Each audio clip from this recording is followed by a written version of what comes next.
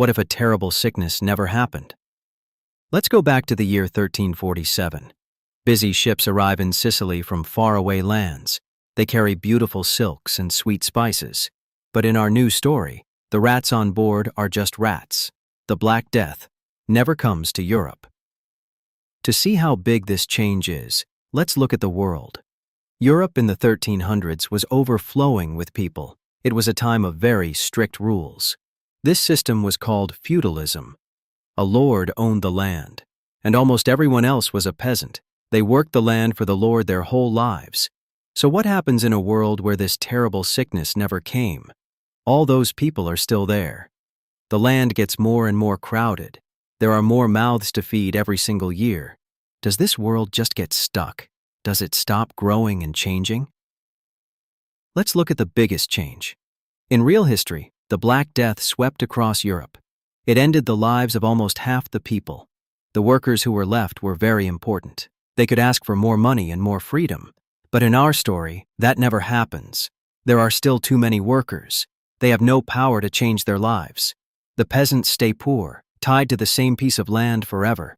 The power of kings and the church was also shaken. They could not stop the sickness. People saw they were not all powerful. But in our world without the plague, their power is never tested. The lords in their castles seem strong as ever. Why would anyone question them? Let's think about the biggest change: power to the people. In real history, the Black Death ended many lives. Suddenly, the workers who were left were very important. They could ask for more money and more freedom. But in our story, that never happens.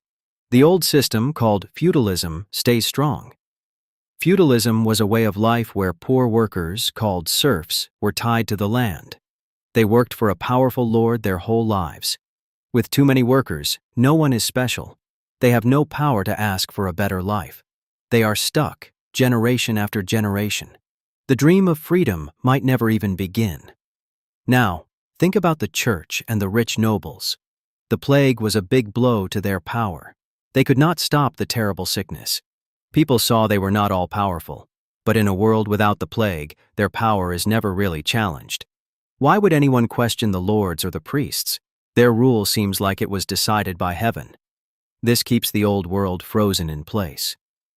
So what about art and ideas? The real Renaissance was a time of great change. It was partly shaped by the shock of the plague.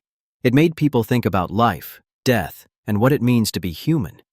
In our what-if story, that shock never comes. So the Renaissance would be very different. Art would probably celebrate the power of kings and the glory of God. It would not focus on the feelings of regular people. The beautiful art we know might look completely different. The big ideas about learning and exploring might be much smaller. This world would be less focused on human genius. It would be a world looking up to the heavens, not inward at itself. This leads to a really big question. Where does the idea of me come from? The idea that your life is important, and that you can make your own choices. Without the chaos of the plague, this idea might not grow. People might always see themselves as part of a group, a family, a village, or a lord's property. The idea of being a special person, an individual, might remain a dream. In our world, the great sickness pushed medicine forward. Doctors searched desperately for a cure. But without the plague, that urgent need is gone. Medical knowledge would stay stuck for a long, long time. Old beliefs also failed to stop the sickness. This made people question everything they knew. It opened a door for new, scientific ways of thinking. Without that great failure, old ideas would remain strong. The search for new knowledge would move very slowly. There would be no big reason to challenge the old ways. People would trust what they have always been told.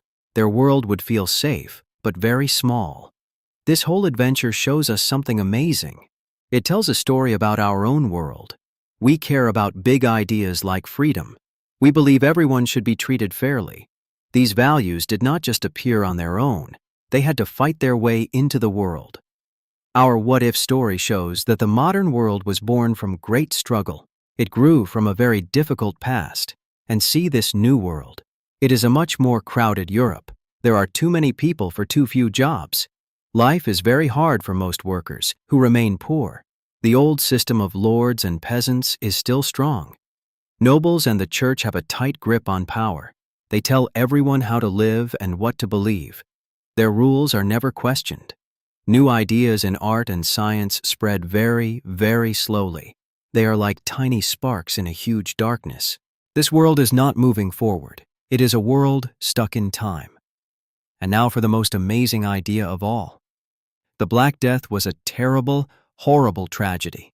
It ended the lives of so many people. It brought unbelievable sadness across the land. No one would ever wish for such a thing. And yet, our adventure suggests it was the very event that unlocked the future. It was a key that opened a door that was locked shut. That terrible sickness was like a great fire. It burned down the old world completely. But from those ashes, something new and different could finally grow. A modern world was born. So, can a world without the Great Plague still be modern? Our journey shows it is not likely, at least not in a way we would know. It teaches us that history is not a simple story. Good things do not always lead to better things. Sometimes the biggest steps forward come from the darkest times. The terrible sickness that swept across Europe was a fire. It ended the lives of almost half the people. But that fire also cleared the way for new things to grow. Imagine this world, centuries later. Europe is still very crowded. The old castles still stand tall. Kings and nobles have all the power. The old ways of life never truly broke apart. Most people would still be farmers. They would work the same land as their parents. Their lives would belong to a lord. The world for them would be very small. It would not have changed much. Would big ideas about freedom ever take hold? Without the shock of the Black Death, people might not question their place. The idea that every person is important might never have grown strong. And what about science or exploring new lands? A world stuck in old beliefs might not seek new answers. It might not build ships to cross the great oceans. The age of discovery might never have started. Of course, big changes might have come anyway, but they would have been very, very slow. It could have taken hundreds more years. The world we know was not promised. It was built on strange and shocking events. The Black Death was one of the biggest shocks in all of history. It changed everything for the people who lived.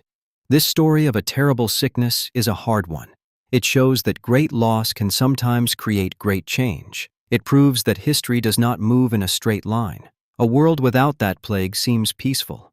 But it may have been a world without our modern age. A world that looked back, not forward. A world stuck in time, forever.